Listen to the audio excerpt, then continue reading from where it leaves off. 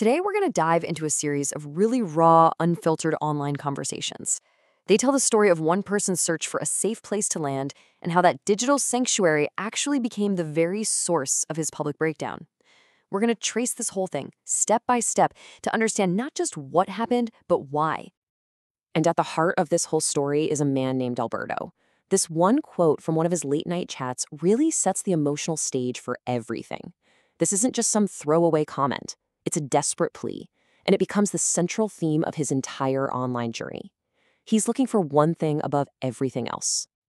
So, that brings us to our first big question. When you're looking for peace in a world that is so loud and digital, where do you even go? We're going to explore this really fundamental human need for a sanctuary, and why certain corners of the internet can feel like the only safe place left. To really get Alberto's journey, you first have to understand this idea of a digital safe zone. Now, this is an online space that just feels insulated, away from judgment. And what's weird is that the chaos and the noise of these places can actually make someone feel hidden and safe, creating a space for truly raw, open communication. And that's exactly the pull for someone like Alberto. I mean, when you're feeling vulnerable, which he clearly was, these unfiltered communities, like on Twitter Spaces, they promise connection. They feel like a place where you can finally let your guard down, say what you really think, and find that community and that peace you've been looking for. But here's the thing, right? As we're about to see, even a sanctuary can have its fractures. We're going to look at the exact moments when communication just completely fell apart, turning what was supposed to be a safe space into a source of real conflict. Okay, so this slide right here captures a really painful moment of misinterpretation. Over on the left, you've got Alberto trying to express gratitude, affection. He's saying, hey, our time together was beautiful, it meant something to me. But then look at how it was received on the right, as a total accusation, that he was calling their time a waste. It's just a perfect example of how wires can get crossed in a really, really personal way. And this is how Alberto looked back on that moment. For him, this wasn't just some simple misunderstanding. No, he felt the way his words were twisted was actually malicious.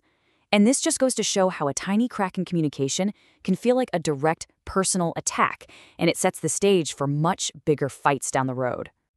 And that brings us to the absolute core of the breakdown. In this section, we're going to see how those small cracks just blew wide open into an all-out onslaught. This is the point where a simple miscommunication spirals into a relentless, targeted campaign of harassment. Alberto used this incredibly visceral phrase to describe how the attacks felt. It wasn't a disagreement anymore. It was just a constant barrage. He felt like he was being digitally beaten down, day in and day out, by one person in particular. And the harassment took on this really repetitive, mocking tone. As Alberto tells it here, it was just the same taunts over and over and over again. This relentless repetition was designed to wear him down. And, as he says himself, it just became completely overwhelming. And this is the result. This is what someone sounds like when they are at their absolute breaking point. After weeks of this abuse, Alberto is just left pleading for it to stop, asking out loud if the whole point is to make him collapse. This wasn't just online drama anymore. This had a severe, real-world impact. So let's shift our focus for a minute. Let's move from the attacks themselves to the consequences. This next part is all about the deep psychological toll this online harassment took on Alberto and how it started to bleed into his actual everyday life. Over hours and hours of recordings, Alberto basically documents the damage himself. He talks about severe anxiety, the kind that leads to panic attacks, a growing paranoia that made him terrified to even open his DMs. He constantly felt like he was on the verge of collapse. And so importantly, he recognized that his own vulnerability was exactly what made him such an easy target. These are not abstract ideas. These are the real scars left by digital aggression. So all of this leads to a pretty critical question. We've seen what happened, but we haven't really gotten to the why of it all. What makes somebody so susceptible to this kind of online campaign? Why did these specific attacks hit him so incredibly hard? Well, in our final section, we are going to find the answer. And it turns out the key to understanding why Alberto was so vulnerable, it's not in these recent Twitter fights at all. It's actually a ghost from his past. See, the real reason this harassment was so incredibly damaging is rooted in an event that happened years earlier. It was a public trauma that basically created the exact sensitivities his online attackers would later, maybe unknowingly, exploit. And here it is, the revelation. Years ago, Alberto was arrested, and he talks about how the media just completely destroyed him. They didn't just report the facts, they painted this image of him as a cyber terrorist, the worst of the worst. He was publicly demonized, with absolutely no way to defend himself.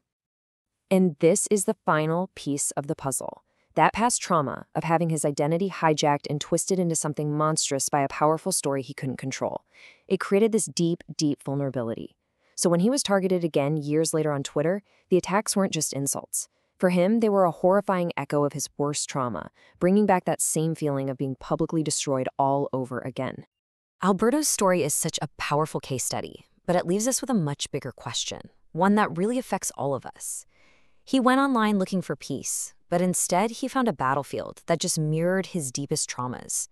And it really forces us to ask, in a world where so much of our lives are lived online, how do we truly find and protect our own peace?